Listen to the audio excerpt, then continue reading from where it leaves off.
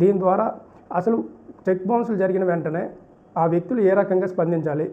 ఏ రకంగా వాటిని తిరిగి ఓవర్కమ్ చేయాలి,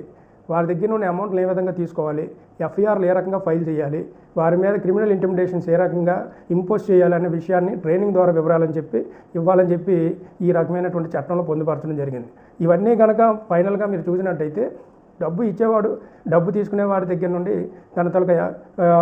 ధనాన్ని తిరిగి కలెక్ట్ చేయాలనేటటువంటి అవకాశం ఉన్నప్పుడు వారు తిరిగి దాన్ని నిరాకరించి చెక్ బౌన్స్ జరిగినటువంటి పరిస్థితులు వచ్చినప్పుడు ఖచ్చితంగా అలాంటి వారిపైన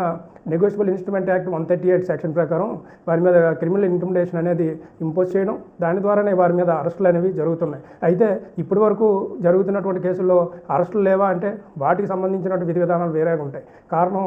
ఇంతకుముందు కోర్టులో కేసు ఫైల్ చేసిన తర్వాత వారు కోర్టుకి హాజరు కాని పక్షంలో వారిపైన ఈ రకమైనటువంటి కోర్టు నుండి అరెస్ట్ వారెంట్లను ఇష్యూ చేయించడం